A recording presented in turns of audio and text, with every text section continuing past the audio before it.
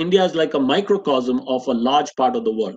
The World Bank released a report in 2007 called the Next 4 Billion, which refers to 4 billion people, more than half the world's population, that are in the informal economy earning less than $9 a day, PPP. And they argued in 2007 that this market was an untapped market opportunity. These people are crying out for basic services and products in communication, food, transportation, education, health, and that actually one could potentially charge. They would have to be highly affordable solutions, but then you could have a kind of market, reaching this very large number of people. So, that's the backdrop. I want to now just tell you a few stories of people we wrote about in our book. And I want to start with Mansukh Bhai from your home state of Gujarat. Comes from a village in Gujarat. Has a high school education. He comes from a family of potters. You probably know many people like this. Very ingenious, very driven, very passionate. In 2001, there was a very serious earthquake, Bhuj earthquake. A lot of people lost their household possessions, including the matkas in which they store water. And he said that one morning he was reading the local newspaper and he saw a picture of a matka that was broken. And the caption said, "Poor man's fridge broken." And actually, that gave him the inspiration to make a poor man's fridge. Like you see, he set up a factory in his village. He trained local women to make these fridges, and then he went on to sell them and other such devices, including on the internet. And he embodies all those six principles I talked about. The adversity is becomes his inspiration. He does more with less, uses the resources he has. He keeps his product solution simple. He's very passionate, and he includes marginal people not only as beneficiaries but also as part of the solution. The women working in his factory can earn an income, and they get another source of livelihood. So we see lots of these examples. I'm sure you've heard of Padman, something similar. Someone from the grassroots, his family was a family of textile workers. So he had a lot of skills and knowledge of that sector, and he could not understand why sanitary pads were so expensive. And he developed this machine. And then, very interestingly, his model is to take this equipment to rural communities to train local women so that they can have a source of livelihood. They can brand these products which can be used locally. So we see lots of those kinds of grassroots models in India. We also see perhaps more sophisticated because they come from urban areas. So this is Dr. Mohan, diabetes specialist from Chennai. That diabetes is a serious problem in Indian cities. But in cities, people can go to clinics like his, and they can even afford to pay for his services. Of course, he has a very successful private practice in the city. But he knows that in the countryside, you have large numbers of people who don't know what diabetes is, or they're not going to go to the city for treatment. It's too far away, it's too expensive, and his doctors are not going to relocate to the countryside. So he worked with the World Diabetes Foundation. They gave him this van and the equipment in the van. He worked with ISRO. They gave him the satellite dish. The van goes from village to village. It stops. People like this lady from the village, she steps in. She looks through the eyepiece, and that image is broadcast via satellite to the doctor, who can see it instantly on his TV, on his computer screen. He can make a diagnosis, which he then communicates to this person who's a local health volunteer. So this is very important. People like this from the villages are selected by Dr. Mohan. They go to the city for some training, and then they go back and perform a very important liaison role in the village.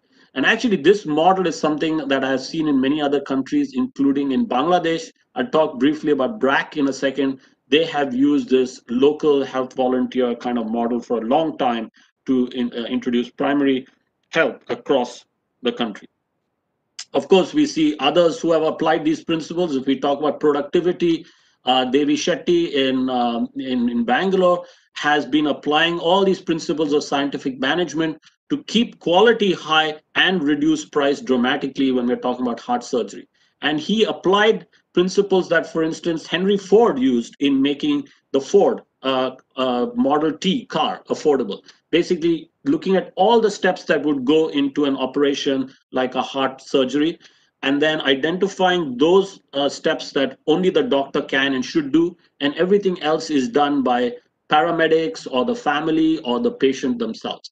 And then you do economies of scale. You do many, so they have 1,000-bed hospital. They do something like 30 major operations a day.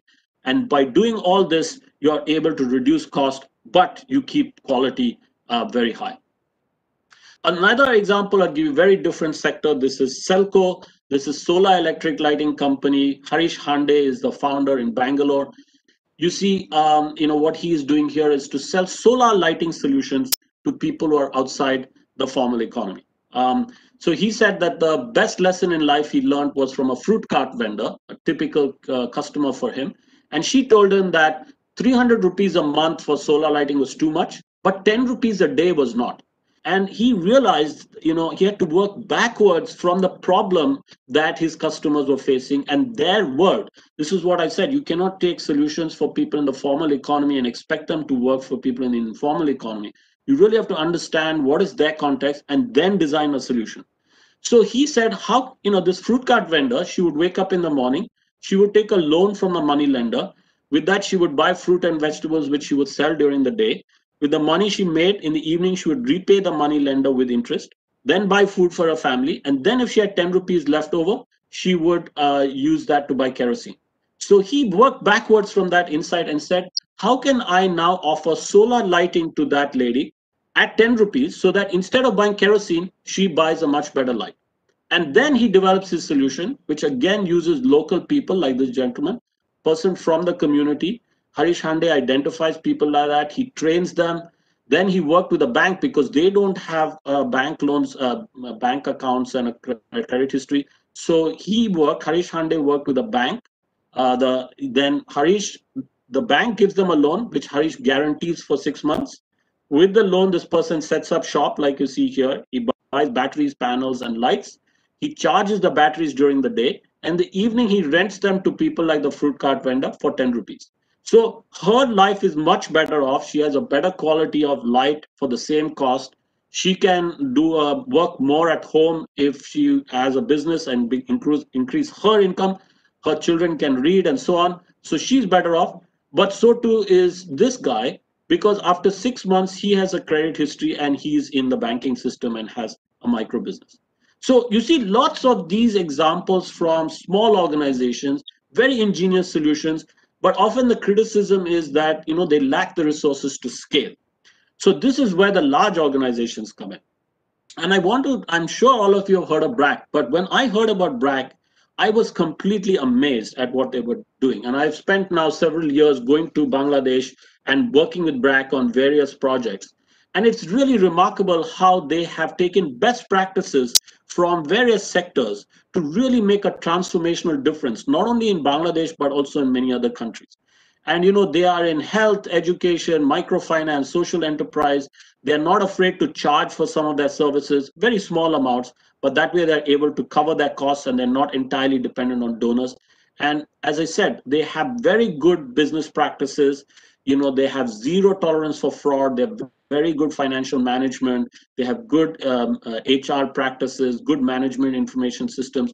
Most importantly for me, they're constantly learning. They're always trying experiments, trying out new projects in pilots. They get academics like me to study them to see if they're actually working in a rigorous way. If they're working, they'll try to scale them. If they're not working, they'll actually try to improve them or shut them down. So BRAC is truly impressive, and I'm sure that some of the things that Shroff is doing is very much like BRAC. But it's not just in the NGO sector. You see large companies like GE doing this kind of jugaad, frugal innovation with medical devices. So they in Bangalore in the R&D center, they developed this ECG machine specifically for doctors going from the city to the country rural clinics on a day trip. And they knew that it couldn't be a very big, expensive machine. It had to be portable, highly affordable, run on batteries. And then they also realized that they had to apply jugaad to do it faster, better, cheaper. So instead of doing everything themselves, just like people in rural areas will look around and see what they have and then combine them, they said, okay, let's look around and see what we need. Okay, if we need a printer, we can use bus ticket printers. We can use those components off the shelf. We need a keypad, we can use telephone keypads. We can just use these existing resources, cut and paste them, apply a quality control standard, and have a product faster, better, cheaper. And Siemens is doing something similar in Bangalore in the R&D center. Instead of using ultrasound, which is very expensive for testing the state of the fetal heart, they have developed this microphone technology, which is much simpler and cheaper. Nokia did this for many years with these really affordable phones designed specifically for people in urban slums. and they realized that people needed a light to see their way in the dark, so they put a flashlight. All these things made it extremely beneficial to people in rural areas. And so now we see that not just rural areas, even in urban slums, and now we see that people around the world have access to mobile phones. And now that becomes a resource if you're trying to deliver other services to people outside the formal economy. So, for instance, in Kenya, Vodafone introduced this service called M-Pesa, which allows a lady like this from rural Kenya to use her basic phone to call her son, who's in the city earning an income, not only to speak to him, but to ask him to send money home, which he can text to her. She receives that on her phone, and then she can go to the local Kirana shop, which is the M-Pesa agent, and cash it. So this is a way to do money transfer for migrant labor. It's a huge benefit for them. And now there are more than 25 million people in Kenya alone who don't have bank accounts, but they have the ability to make these very quick micropayments. And once they can do that, then you can solve Harish Hande's problem of 300 rupees a month is too much, 10 rupees a day is not. This is a company selling solar lighting solutions in Kenya. They will install this in your hut in rural Kenya. You may not have a bank account, you may not have the liquidity to pay the upfront cost, but you pay off the upfront cost in micro payments through M-Pesa on a weekly basis. And that helps you as a customer, but it also helps the company because they don't have to send somebody to your hut every week to collect the money. So I want to stop there. I have spoken quite a lot. I have spoken mainly about my work on frugal innovation in emerging markets like India. And so let's have a discussion now before I move on to talking about frugal innovation in the West. So I'm looking at the chat to see if there are any questions, but I don't see any questions there. If anybody would like to, at this point, just ask a question, please jump in with any thoughts. I'm happy to entertain them. Amit is asking a question. Thanks. You can unmute your say microphone. I think it is. Yeah. Now. Yeah, Amit, you can. I think Okay. Yes. Good afternoon. Good afternoon. Thank you. It was a very informative session. Now, a lot of rural innovations are happening in developing and underdeveloped countries at the grassroots level, and probably in the villages and the tier 3, 4, 5 cities. The problem for those innovations is scaling up. I think people like Professor Anil Gupta and other people did try to kind of bring forward such innovations which can be probably awarded, highlighted, and then probably be scaled up by some entrepreneur. So the major problem which I see in the non-developed countries is not the innovations. I think there would be around hundreds of such innovations already done. The challenge is the scaling up of such things and probably even marketing and branding those things so that the other same level people can buy it. I mean, I'm talking of the users. So anything which you would like to touch upon in this area, because that's I think the major problem as far as frugal innovation is concerned. Absolutely, Mr. Mehta, you said it, you've absolutely got to the crux of it. You're absolutely right that people from, villages, people from the grassroots, they're incredibly ingenious and innovative because they have to be, they have no option. They have to make do and they have to find solutions to their problems. But then the challenge is scaling it. How do we, let's say a Padman comes up with his machine in Coimbatore, how do we take it, to other parts of India? Or a Mansukh Bhai comes up with a clay fridge in Gujarat, in a village in Gujarat. How do we take it to other areas? So the key question, the issue there of scaling for me is there are many ways to do it. And of course, often I think it requires, as you were saying, someone to then assist with refining the idea. Let's say if there is a technical part, maybe improving the technical part. If there is a design element, helping improve the design element. If there is some intellectual property protection that can be provided, doing that, branding it, distributing it, pricing it, marketing it, all those things can, these grassroots innovators can use help with. Now, one one mechanism to do that, I strongly feel, is educational institutions. And particularly if we have even undergraduate and postgraduate institutions of any kind, it could be engineering, it could be business, it could be, any kind of educational institution where you have young people who are studying for some degree, they can be a resource to help with this process. And I'll talk about Cambridge, where I teach in our business school. We have an entrepreneurship center, we have a social entrepreneurship center as well. Both these centers engage with local entrepreneurs. Some of them will have resources, some of them will not have resources. There is a lot of rural poverty where I'm from. It may surprise you, but if you go outside Cambridge, Cambridge is a rich place. You go outside Cambridge into rural countryside, there is a problem of rural poverty. Of course, it's relative, but there's poverty, there's unemployment, there's underemployment. And so we have entrepreneurs in the area who are coming up with solutions, local businesses. We try to support them. And we do that by having mentors. They are mentored. We also have students doing projects which can help them, which can think about the branding and so on. And then sometimes our own students go and work for those entrepreneurs, or they take the idea forward themselves. So I think that's one way. And that helps everybody. It helps the rural entrepreneurs. It gives them some additional resource. It gives them some additional technical assistance and so on. But it's also a great way for our students to learn about enterprise, about business, about social problems. It helps them to engage with another community that they may not otherwise engage with. So that's one idea I have. Another idea I have for scaling is larger organizations like yours. So this is what BRAC does very well in Bangladesh. BRAC, because it has operated for so long in the rural areas, in areas like primary health and primary education, they know the rural communities very well. So then they are able to identify these very creative rural entrepreneurs. And let's say the rural entrepreneurs are doing something in handicrafts. What BRAC does is it creates an overarching brand. So they have created a brand which is like in India, we have Fab India. They have created something similar. And it is for people living in cities and also export of household, goods, of accessories like textiles for the house, bedspreads, things like that, which are made in rural Bangladesh, but then are available in very nice showrooms in the city and commanding a premium. And of course, the original handicrafts people get a higher income and they get a part of the profits.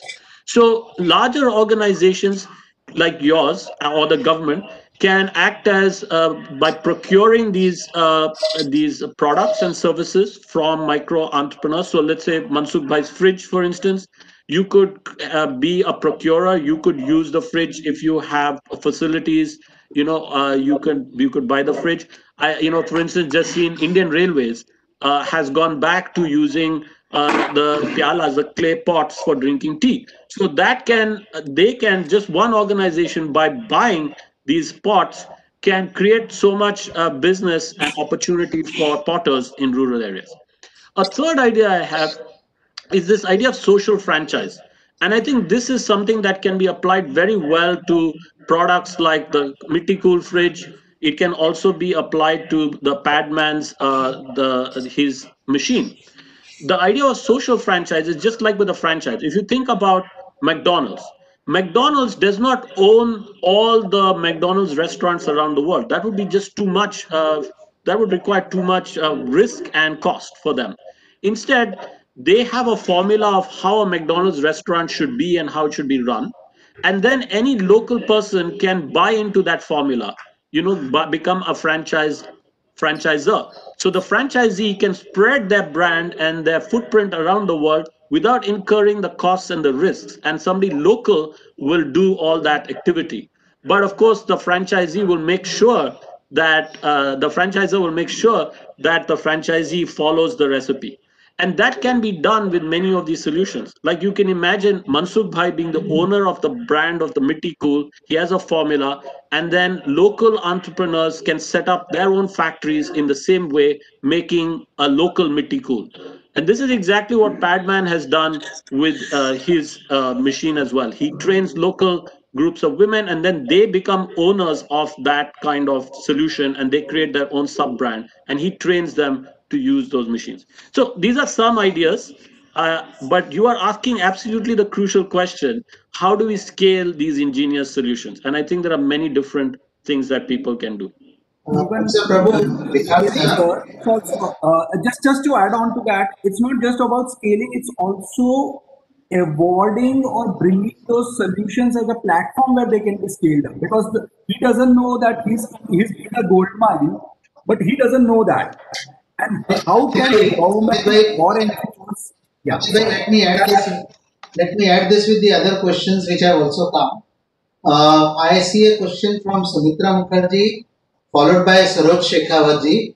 So, Sumitra or Saroj, if you would like to ask the question, kindly please pose your question.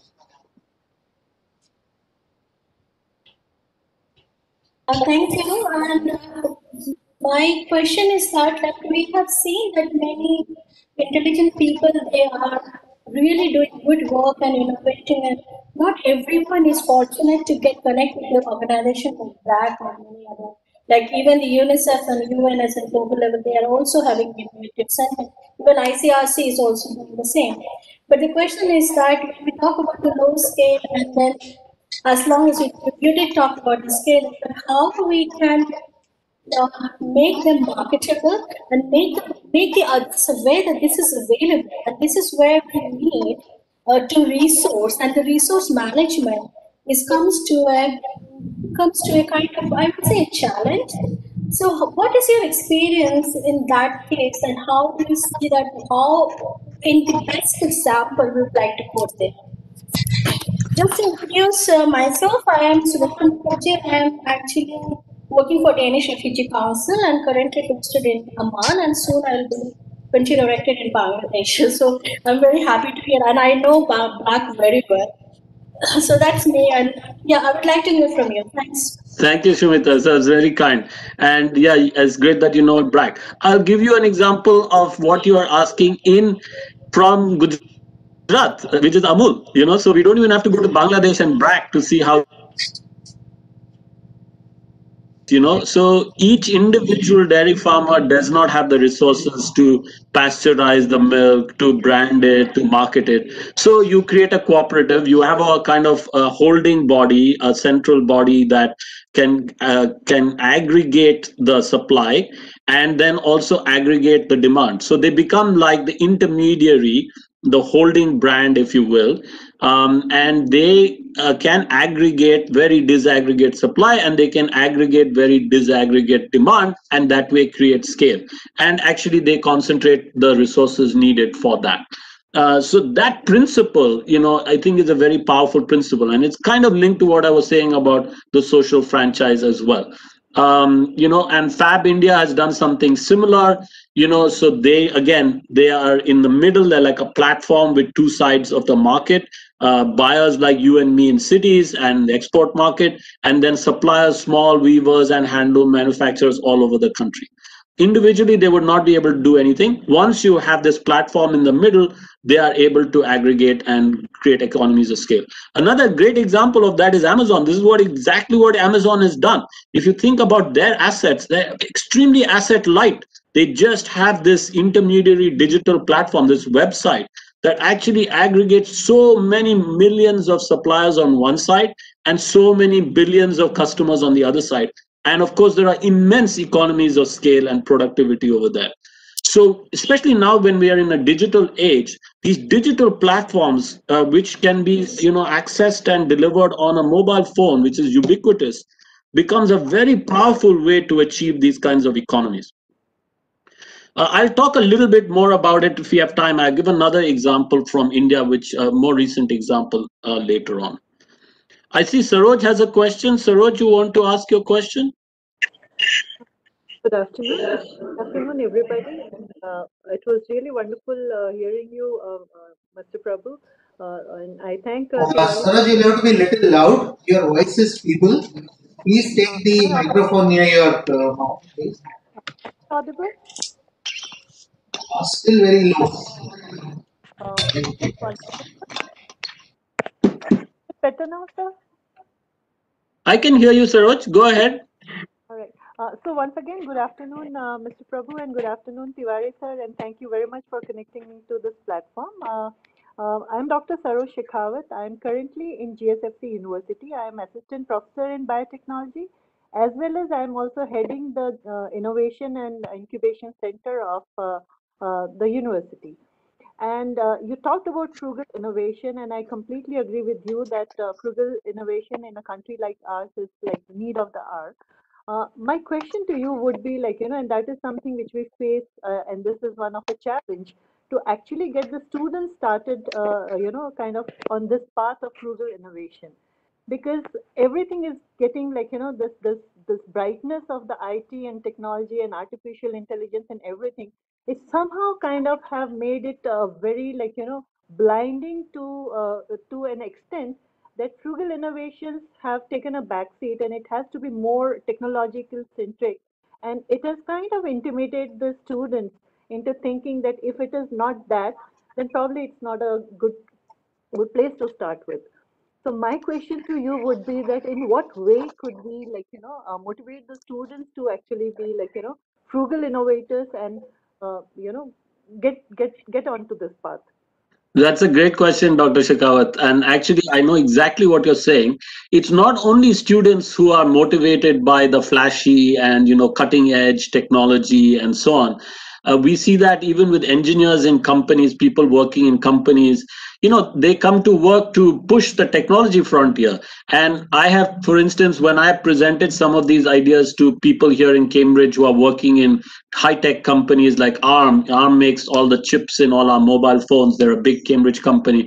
They laughed at me. They said, like, anybody can do this. When I showed them the ECG machine, "Yeah, this is trivial," they said.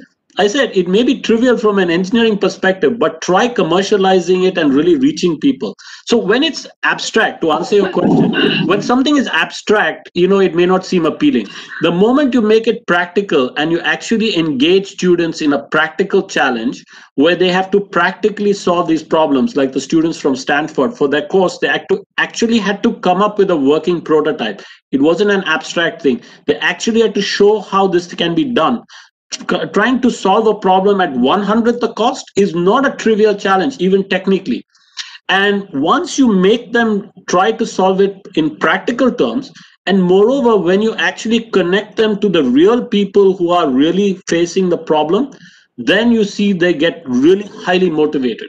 And that's why, in our programs, even with our MBA program, where our students pay lots of money, a large part of the program is they are working on live projects for local startups.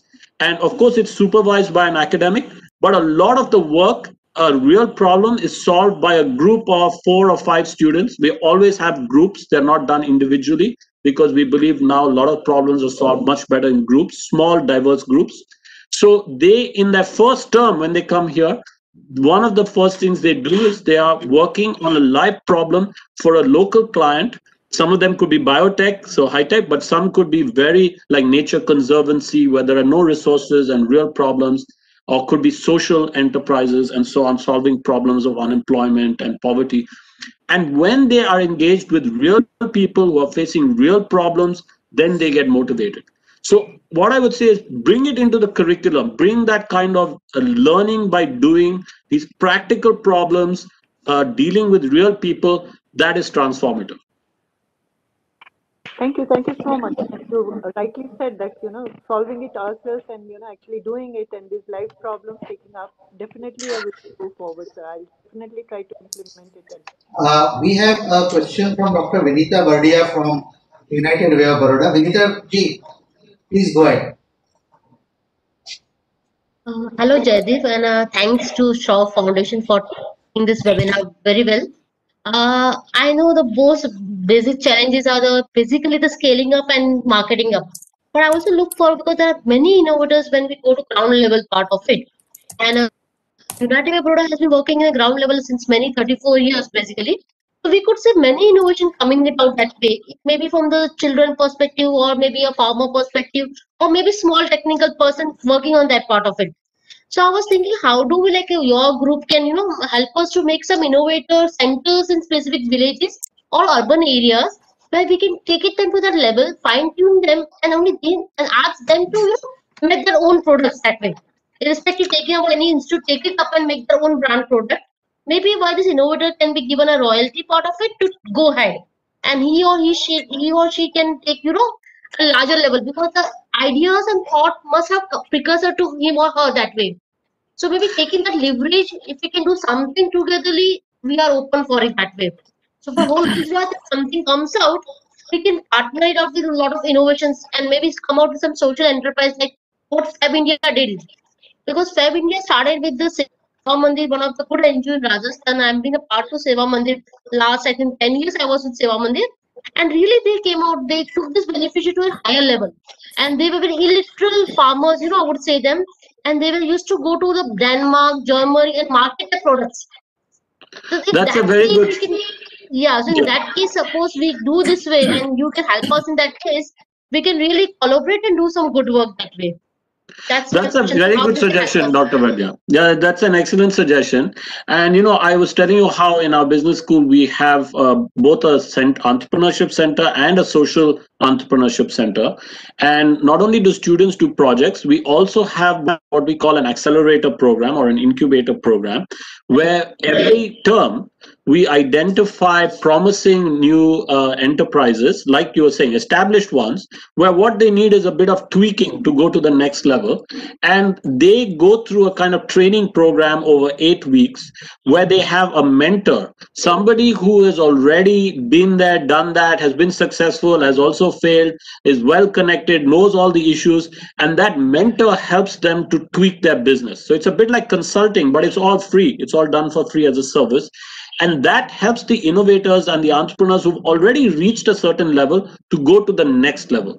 So, I think that kind of service that can be done by an educational institution, and Gujarat has many very good business schools. Those kinds of institutions can play a very important role. Mr. Tiwari, I'm aware of time. I had said I would do 15 minutes and then 15 minutes. We've gone over a bit, but that's great. We are having a great discussion. So shall we continue with the discussion? Yeah, Professor Prabhu, I think you can speak for another 15-20 minutes. Then you can have another round of discussion. Okay, great. Okay, let's do that. I see there are great questions, but let's go back to my slides. Let me talk a little bit about, give you a bit more information, a bit more examples. This time, I'm going to be talking about frugal innovation in the West. So up to now, what I talked about was very much Jugaad. I was talking about frugal innovation in countries like India. And that book, Jugaad book, came out in 2012. After that book came out, my co-author and I realized there was a lot of interest in frugal innovation in the West for the West.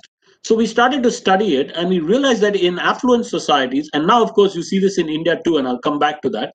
You see there are people, consumers, many consumers who are not anymore just passive recipients of products and services. They are more actively involved in the economic process, and that's why we call them prosumers.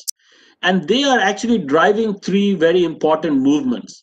They are driving the sharing economy, and this is where, like Airbnb, where you and I can now directly trade on some digital platform. Any spare asset we have, like a spare room in our house, can become something that you can book and use if you come to Cambridge.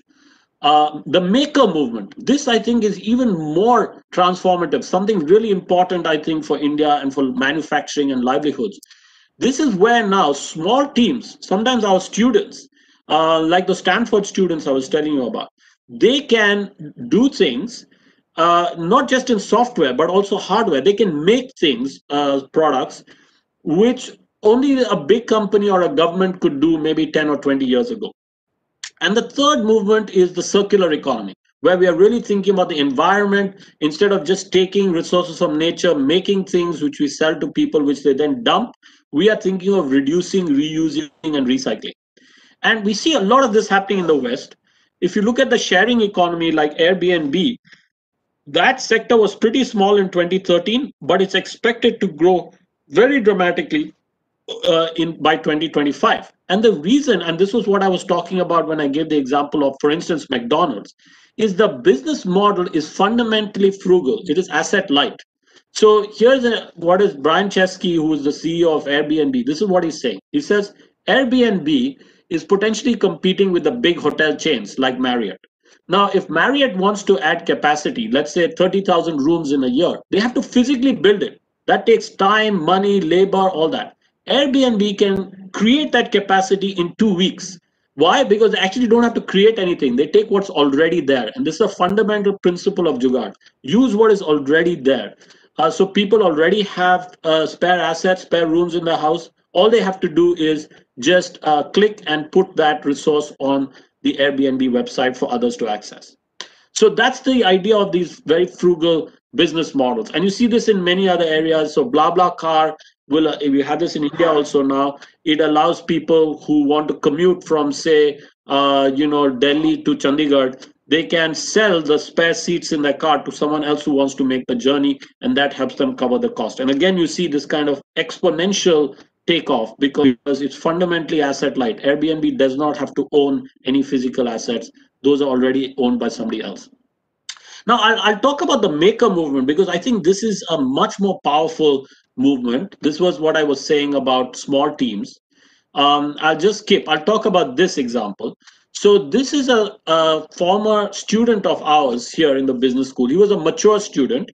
So he was doing a part-time MBA while he was teaching in another part of the university. So he was in the computer science department here in Cambridge, where he was a professor. He was responsible for student admissions.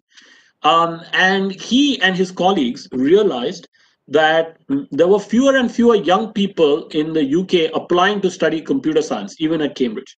And even the ones who had applied to study computer science had never opened up a computer and tinkered with it, and had never done any coding.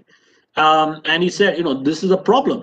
So what if we came up with a computer that was very basic, like just the microprocessor, like you're seeing in front of you. And they would have to tinker with it. They would have to connect memory devices, they would have to connect a display, a keyboard, and they would have to code for it.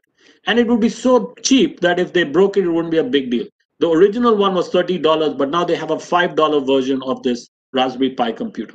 And initially they thought they would sell a few thousand units. They have sold many millions of these, not only to kids, but also to the parents. And often the dads are using these devices, combining them with webcams and sensors and collecting data and developing apps, this so-called Internet of Things. They make other frugal devices.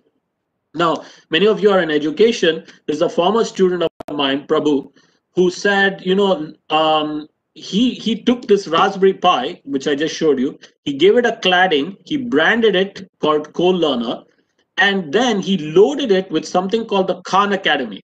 Now, the Khan Academy is the entire US school curriculum available in video form on YouTube for free for anyone to use.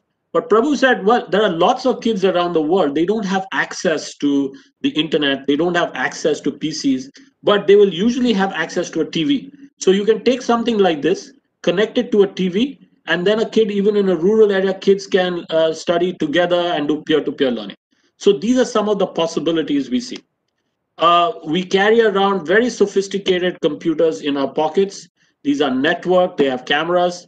Now this company, which came out of University of California, Berkeley, they have developed many medical devices like this one you see here, which connects into the audio jack of the phone and uses the phone. And then a mother can use it to take high resolution pictures of the inner ear of her daughter if she has an infection, and send it to a consultant, an expert who's somewhere else. And this device is a fraction of the cost of the standalone device. And it also enables telemedicine. And they've developed many other such devices. This is a 3D printer. This is less than $200. And at that price, some households can afford it. But even if you cannot afford it in your house, you can go to spaces.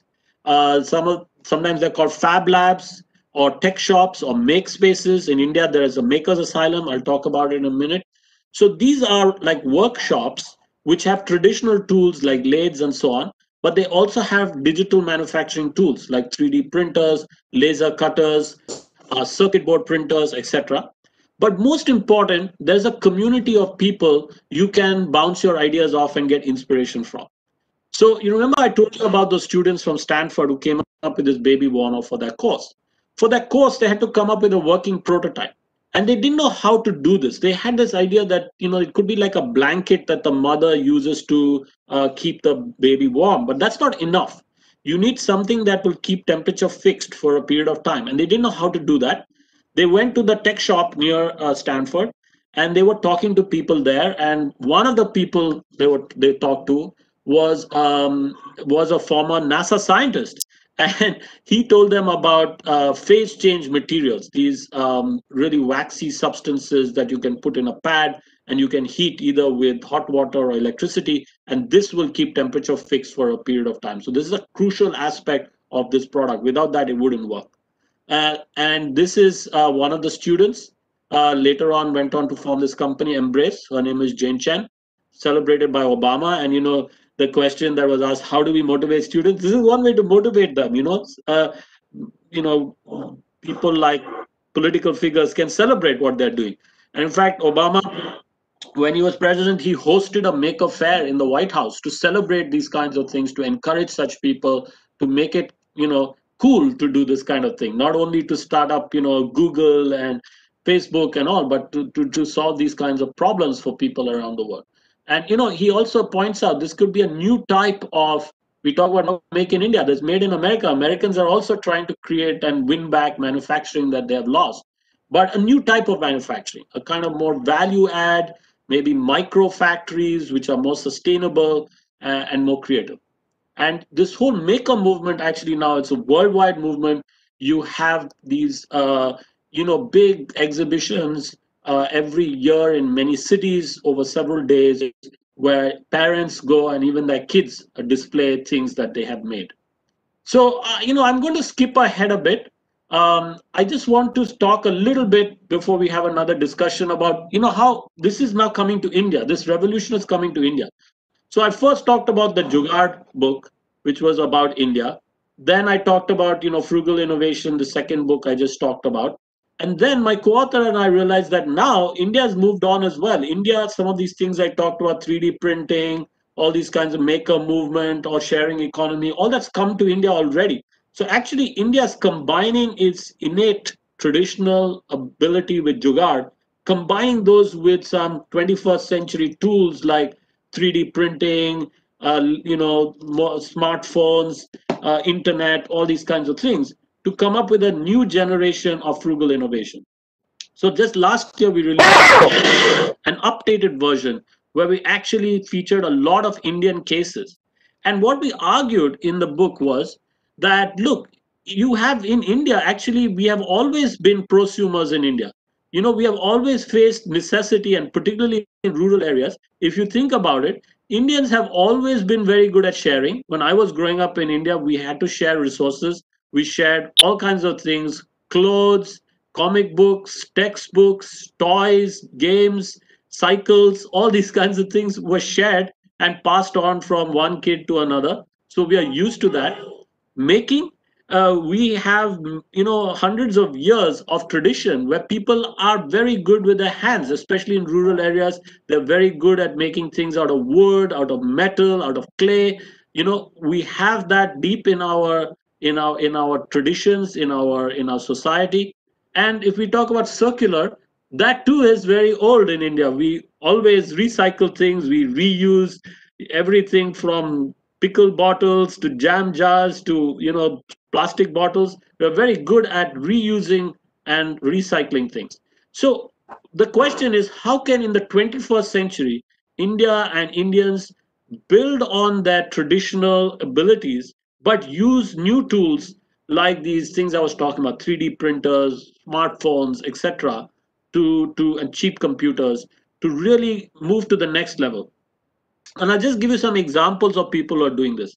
So this is Dr. Vishal Rao from Bangalore, and he, used to come across a lot of patients who had lost their vocal cords because of throat cancer. And so he came up with this prosthetic device, which is just $1, which can help them speak again. And it's like a miracle. And actually, to prototype it, He worked with traditional toy manufacturers in Chanapatna, which is a town just outside Bangalore. And he said he was amazed at how they could help him using principles that they had developed for toys to make this prototype product, this artificial voice box. These are young entrepreneurs out of Delhi. They are applying circular economy principles to come up with small farms, urban farms, which can be set up even in office buildings in a city, using no soil, just using water nutrients. They can make things like they can grow tomatoes, strawberries, etc., which can be sold locally to restaurants in the city. I was talking about Fab India. This is an even better example. This is Reimagined, started by Shailaja Rangarajan in Bangalore. What she does is circular economy principles, upcycling. So she works with rural handicrafts, women who make handicrafts. She works with them. She gives them waste materials, often waste plastic, waste clothes, waste textiles, and then they not only recycle them, they upscale them, they make them more beautiful, and then these are sold online to people in cities and abroad at a premium. So this is a good example of the digital platform sitting in the middle, aggregating the supply on one side and aggregating the demand on the other side. I was talking about the Maker movement. This is Makers Asylum in Mumbai, set up by two young Indians. They offer training courses for students from around the world in how to do frugal innovation to solve problems and achieve the SDGs. And they were doing this physically in person in Mumbai. Students would come, actually now in December, they would come from all over in the world to be in Mumbai. They would go to Dharavi, look at some of the problems, then come back to this maker space and develop solutions for people in the slums. Now, when the pandemic happened, when COVID lockdown happened, they had to stop their classes, and that they didn't know what to do with their time and the space. Then they realized that in Mumbai itself, there were a lot of frontline workers who didn't have basic protection, personal protection equipment. So they started making in the maker space these visors. And initially, they were making a few for local people, but then they created a collective. So this is the idea of a social franchise I was talking about earlier. They basically had one design and one idea, and they shared it with over 42 maker spaces across India, both in urban and rural India. They shared the designs, they shared the prototypes online, and they formed a loose collective which inspired each other every day, making shields for local people in their communities. They would put up a short video on Instagram, and every day they would say how many shields they had made. And in a short period of time, they made over 1 million of these for the local people. So this is the idea of these little micro factories which share the same principles in different places. You could have the same thing with Mansukh Bhai, you could have the same thing with Padman. And then the local frontline policemen and nurses could benefit from this. So I would say that really, we need to think about manufacturing. Manufacturing is the route to prosperity in any society that's developing. You cannot, just depend on agriculture or services like India does. You really have to have much more manufacturing. But the question is what to make and who to make it for and how to make it. And I would say really what we should be doing is going into really making, small scale appliances, light appliances for local use. Particularly now we can make these electronic devices, digital devices for local use, solving local problems, and make for that large mass of people who are in the informal economy in India. That's the growth engine for India. That's the development engine for India. And to do that frugally. So, if you're a large organization, you really have to learn how to do this, how to do more with less, how to be agile, how to include excluded groups. And there are some examples of this, of doing this, giving employees time and space to experiment, engaging with agile entrepreneurs, or getting this Jugaad mindset. If you're small, then of course you don't have those problems, but you have this problem of scaling that we talked about. And there I think, the scaling is how do you partner with large organizations that can help you to scale.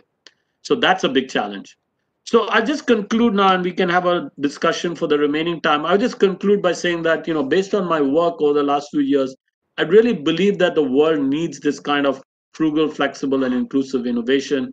I think Indian organizations can gain by working with the West. And also, I believe that small and large organizations can really work together to improve lives everywhere. So thank you. I went very fast through my remaining slides. I'm happy to make them available to you, no problem. But let's have a discussion because I think that's much more fruitful. We have got Dr. Nilay Agni. Yes. Thereafter, I will request Mr. Sama, thereafter Captain Rajeshwar to pose their questions. Thank you. Thank you. Thank you. Hello, Professor Jaydeep. If you remember, we have met several times in Mumbai in various forums in Mumbai, including Narsi Monji Institute of Management Studies, where I was working earlier. One of the things I thought right now I'm in Baroda. I'm at Navarachana University in Vadodara. So a couple of things I thought to answer Dr. Sujata's point, to comment on her point about how to make students kind of excited about frugal innovation. I thought it might be of interest for you to know that our university has experimented with a very innovative interdisciplinary concept in which every single student of the university has to do a social innovation project working in an interdisciplinary framework. So we have a student from architecture or law or social work or engineering and management science all working together on a specific problem, and that in turn has led to several ideas. We call it Khoj, which is basically discovery, and that has led to several new ideas, including some startups from companies. Another point I thought I'd just comment on when talking about scaling up, as well as, about partnerships with the academia. Tatas have a very interesting project in IIT Bombay, in which they actually fund fellows, research fellows, and they encourage them to do projects which could later on be absorbed by the Tata groups as well. In my university, yes, in my university, in Navarachana University, Vadodara, we have there is a organization in Vadodara. Dr. Yagnik, may I interrupt? Can you please ask your question so that? Yeah, my question. I was just coming to that. My question is post-COVID. Do you see any more frugal innovation happening?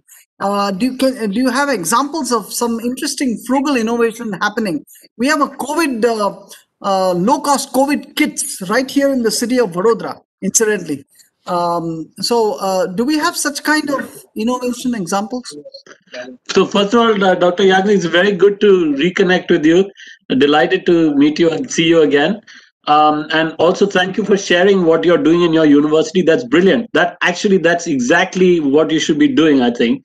This interdisciplinarity with interdisciplinary students working on real problems with real people, that is very motivating. And you also, the students learn from each other and they bring their knowledge to bear on the problem. The problem does not respect disciplinary boundaries. There is no specifically engineering problem in the real world, specifically business problem. You have to bring all these things together. And so they will learn from each other in practical terms. That will improve their employability, but also they will learn from people who are not like themselves, who have come from very different background. In India, we have all this disparity. You learn a lot about the other side. How do they live? How do they think, etc., which is very valuable in life. So completely, I love that idea. I really endorse that view. I hope it's doing well, and I wish you all the success. Now, you asked this very interesting question about COVID, and as you know, I'm obsessed with frugal innovation. I see it everywhere, and during COVID, I have seen it everywhere. And this is because COVID has made resources, the most important resource being time, all the most scarce. We have needed to come up with solutions like tomorrow, right? And we have needed to come up with solutions in many areas. We needed to come up with solutions around prevention, like simple PPE. We are now realizing that simply wearing even a cloth mask can reduce the probability of the transmission dramatically. Like in Japan, people are open, they're still going in the metro, but they wore masks from day one, and that is making a difference. Now, there's a shortage of this PPE, and I gave the example of the the Makers Asylum and the M19 Collective in India. 42 maker spaces organically got together during lockdown. Some of them are in remote areas, and they shared these designs, and they were able to use things like transparency sheets with punching some holes so that you could, just simple things, but the designs were shared, and then they could make over 1 million. So that's with prevention. Then we have seen with care, the care of people. You need hospitals, you need wards, you need isolation wards. So Indian Railways did that, where they converted some trains into isolation wards. So that's, again, use what you have, reuse it, recombine.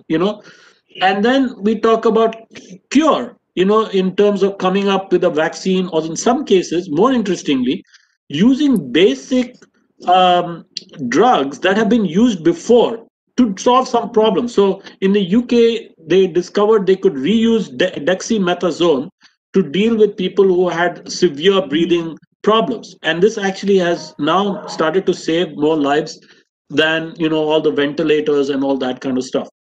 So I'm very curious to know what your COVID kit is, but these are very interesting. These designs, which somebody can come up with in one place, are then shared.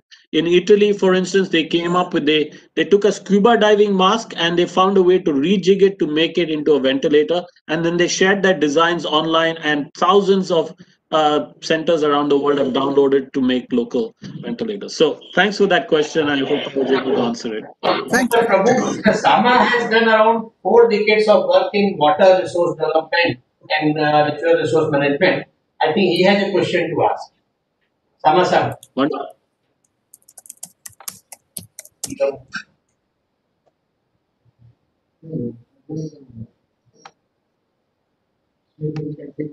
Or maybe we can talk to Professor Captain Rajeshwar, meanwhile to put his question by the time Mr. Sama.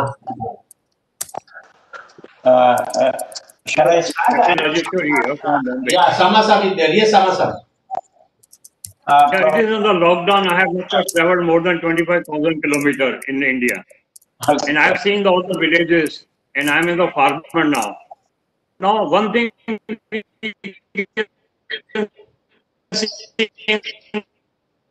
the COVID. Captain Rajeshwar, you are not audible. Can you switch off the video? Then I think it is connectivity improves. Village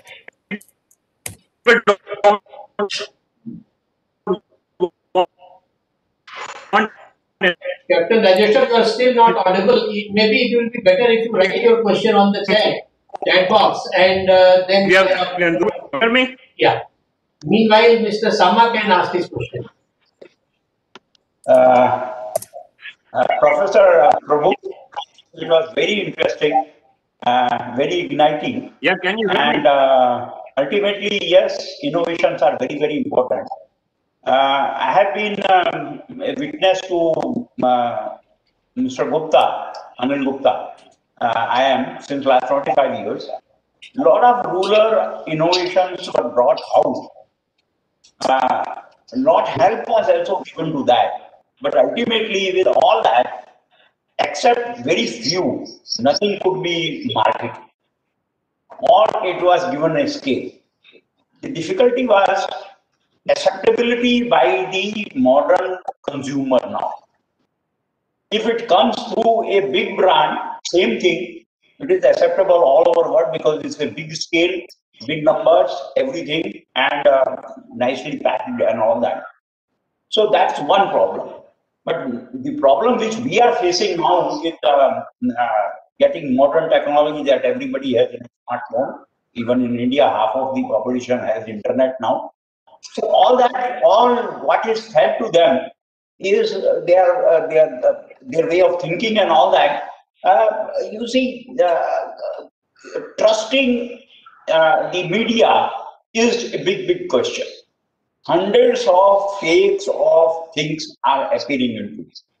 And how you believe into that, what exactly need to be done about, unless it's a big brand. So my question is very simple, that many of the innovations which are brought on were used very well at rural areas were documented, brought into even better refinement, better product, but then ultimately it could not go out. Yeah, Mr. Sam. Yeah, I completely agree with you, and you're raising a very important issue. And I think Captain Rajeshwar is also kind of raising the same thing, because as we said at the start, people in rural India are very ingenious. Farmers, particularly, they have to make do. They come up. In fact, the word jugaad comes from farmers, who are making jugaads with their vehicles, and fitting water pumps as a motor on a kind of bullock cart chassis, creating vehicles. So but then how do we scale it? This is the question, right? How do we take that basic idea and help it reach millions, or even maybe billions of people, and create something that where there is real value that can also be shared with people? So this is the challenge, and I think you are suggesting what it is. Marketing, I teach marketing, that's my area. We sometimes look down our nose at marketing because we think it's fluffy stuff. But actually, a lot of people care about these things. People are aspirational, particularly, people in rural areas, low income people. They look at richer people. They want to have a life like that. They want the things that the better people in society have, if not for themselves, for their children. But of course, it has to be affordable. So we shouldn't confuse affordability with something that looks and feels cheap. We have to think of quality that's affordable, and this is where we can take inspiration from people like Devi Shetty, because he's not saying that it's a poor quality heart surgery you'll get, or if you look at Arvind Eye Hospital in Tamil Nadu, they're not saying we'll give you a cheap cataract, a lower quality cataract at a lower price. No, it is a world-class cataract operation at an unbeatable price. It may even be free because we can cross-subsidize it. So how can we bring that? And I think we cannot expect that rural entrepreneurs who are not trained in marketing will have that savvy. Although even there, someone like Mansukh Bhai is a tremendous promoter of the brand. He's even come up with a brand name, Mitti Cool. That's a brilliant idea. And if you see his, his videos on YouTube, he's a brilliant promoter of his ideas. He's so inspiring. But still, I think this is where I really believe in educational institutions, and we talked at length about how you can build it into the curriculum. So, we believe that our students cannot learn marketing unless they have to do it. That's what business is. It's a practical subject. I can sit here and teach my students on the whiteboard, writing, how to brand, segment your market, choose your target customers, find out what they want, advertise. That's all the theory. Do it and see how it's done, and how difficult it is, and how important it is.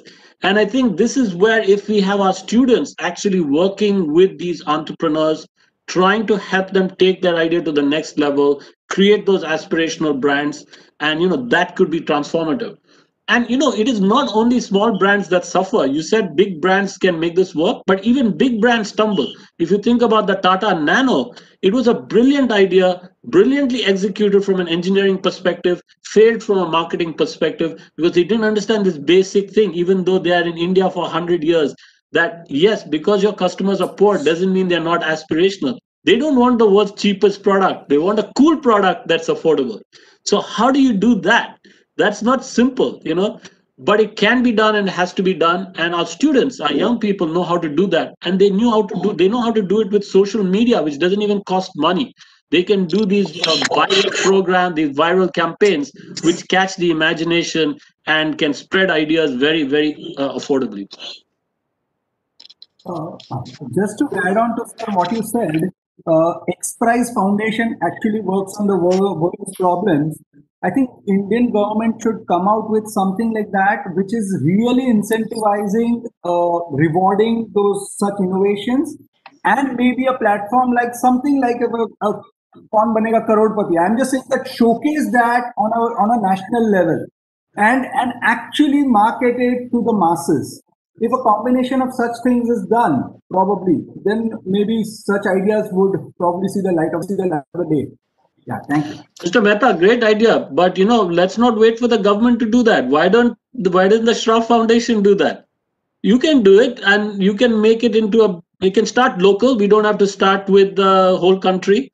In fact, I don't believe we should do it at such a big scale. As BRAC, I've learned from BRAC, you try it in one area first, see if it's working. If it's working, then scale it.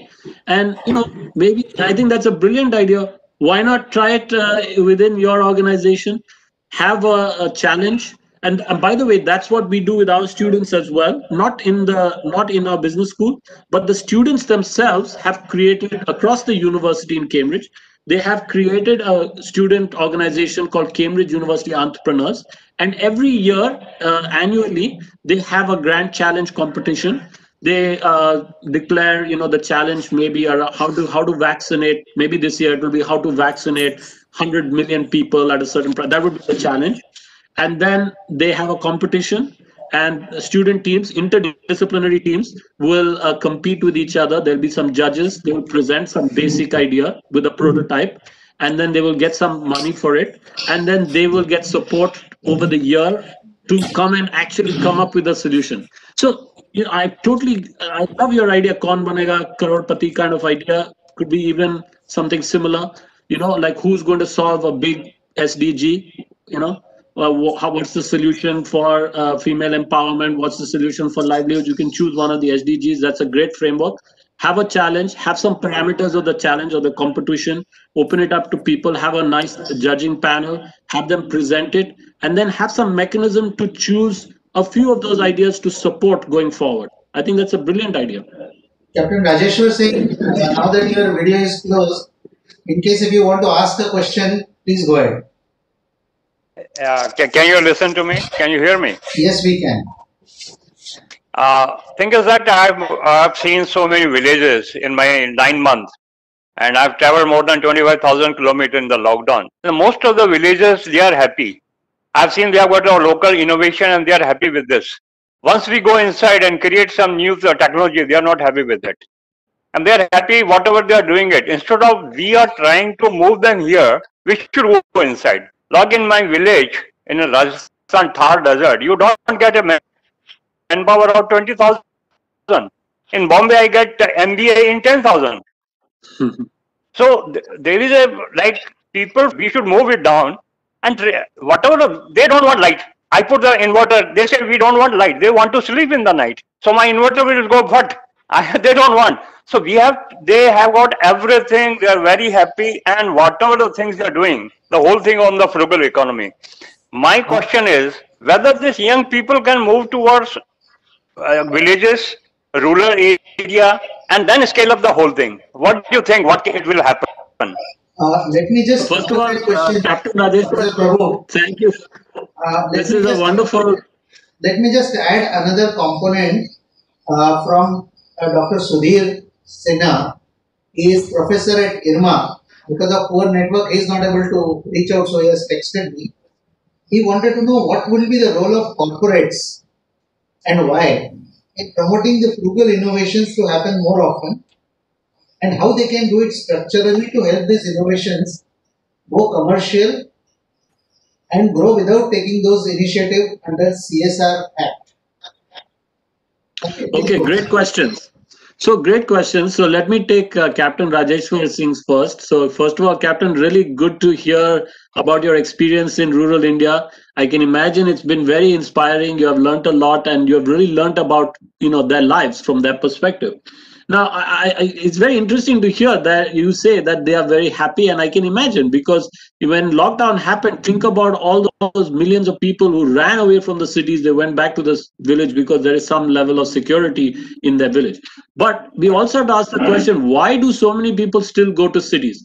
And there is a belief around the world, very powerful belief, that the development happens through urbanization, that you have to move people to cities for economizing, for agglomeration effects, for all these things, like even total factor productivity, that if you have density of population, that is what enables growth and development. Now, there are some reasons for that, but I'm also skeptical of it, probably for the reasons that you are skeptical of it too. We can't have people only living in cities, and look at what the process of urbanization has resulted in. It results in other problems. You can have pandemics, and when a pandemic happens, you have lockdown, and after all, where is the food going to be grown? It will still be grown in rural areas. So I am skeptical of this, urbanization at any cost. Nevertheless, I think we should think about what is the best of healthy rural communities, but also where there is a possibility of moving back and forth in a healthy way, safe way between rural areas and urban areas. And one of the things Bobby said is very interesting, that they don't want light. Actually, what they want is, I believe, I've read lots of research on this topic. What they want is clean energy to make their lives simpler and more productive.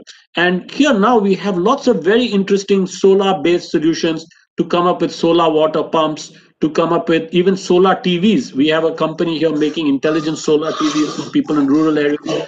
They want these kinds of things, maybe things that will make their lives simpler, easier, more productive. And I think that is where we need to concentrate in terms of frugal innovation, to make rural life more productive and more comfortable, and yet, of course, to keep the things that they really value about their lives. And here I think, again, our students, these interdisciplinary groups, could learn a lot. They could learn about what is valuable in a rural life, but also bring the urban perspective to improve rural lives. Now, coming to the question of corporates, I think just as we talked about, and Mr. Mehta had the suggestion of a challenge that the government could have. Yes, the government could play a role. The government can have these challenges. The government can have procurement. The government can have funding. The government can create mentoring systems. But so too can big NGOs like yours, BRAC. They do the same. They can perform the same role. But so too can corporations. And in fact, in many cases, corporations, they realize that they are not good at jugaad. They're very systematic, process, structured innovation. But coming up with experiments which are very fast, faster, better, cheaper, quick and dirty experiments, those they are not able to do. It's only entrepreneurs, local people, small communities that are able to do that. So actually, large corporates realize they need to partner with these entrepreneurs, these enterprises, people in local communities. And just like I give you the example of the Embrace baby warmer and GE, that's exactly what GE is thinking. GE is thinking there will be entrepreneurs like the Embrace. They come up with these new devices that we would not come up with. And then we can partner with them when we see some which are interesting, and then we can commercialize them. And actually, as Mr. Mehta was saying, companies often have these kinds of challenges. They issue a challenge to anyone to solve a particular problem that the company has, and then if somebody comes up with an interesting solution, the company will either procure it, buy pay a licensing fee or something like that, and then the company will brand and scale it. So corporates can play a very big role, and the role they can play can be very similar to a role that you can play as a big foundation, as a trust, or the role the government can play as a big kind of procurer of services.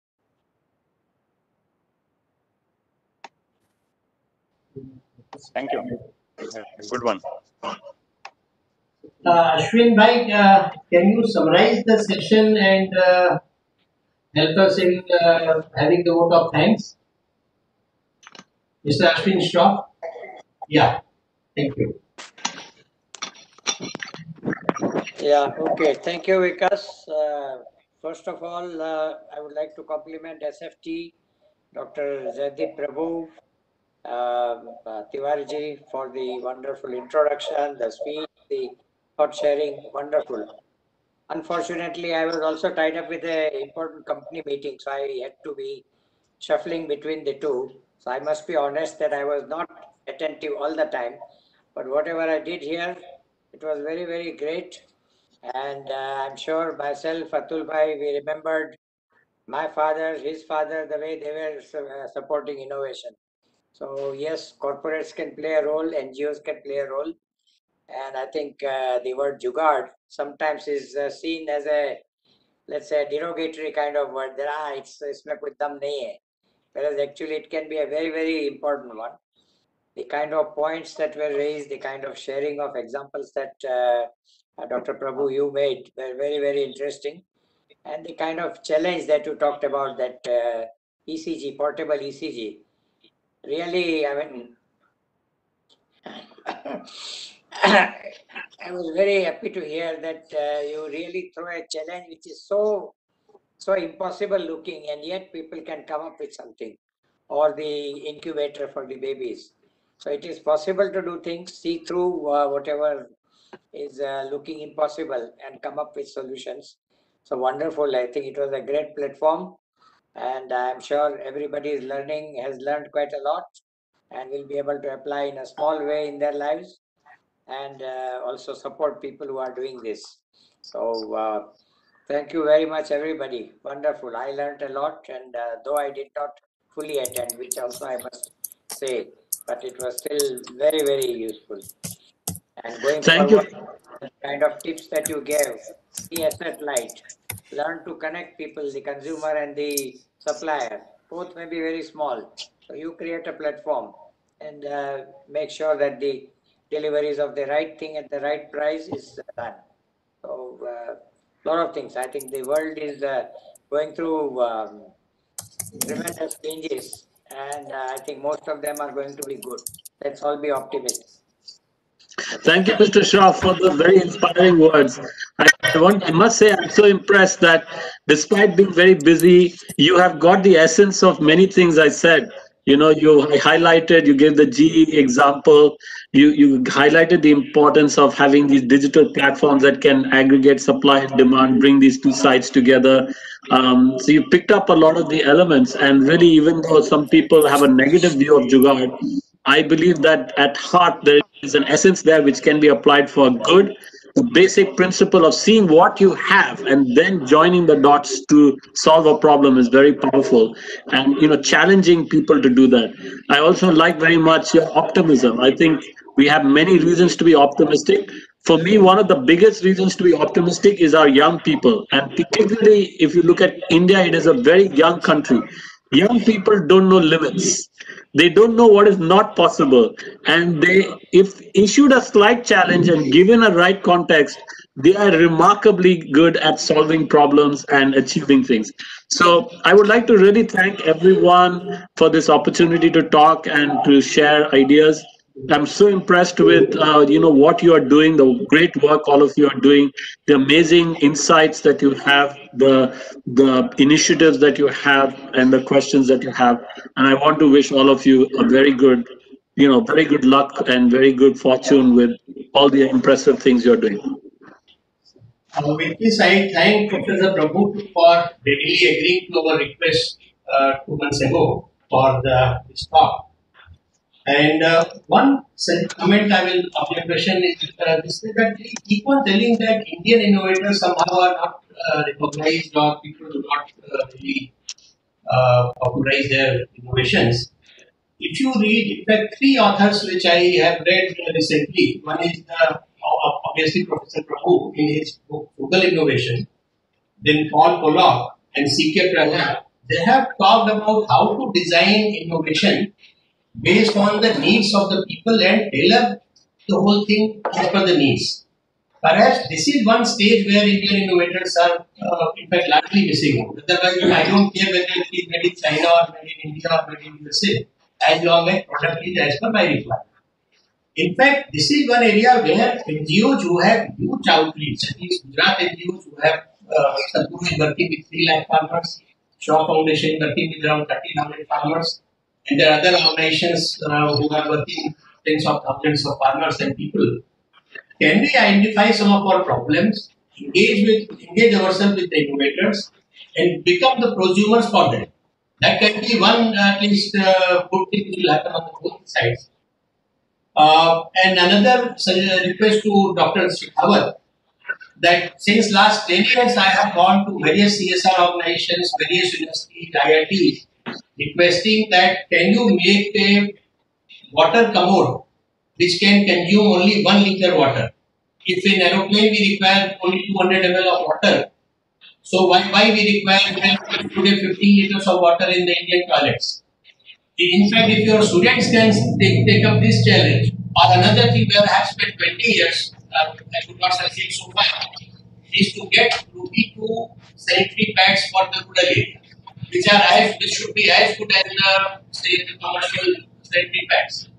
Maybe these are some of the challenges where we have to work out very systematically, and if we succeed, sky is the limit for these areas. And with these insightful thoughts, I thank Professor Mukti, Professor Prabhu for all his insights. and for the participants. In fact, we have got around 140 odd participants consistently and very good quality invitees. And we want your thoughts from the participants and your on the SFT email, which will be sent to you. That what should be the format for next event? Should it be bi-monthly, quarterly, and which are areas where we should focus on for such public interest talks? Thanks a lot.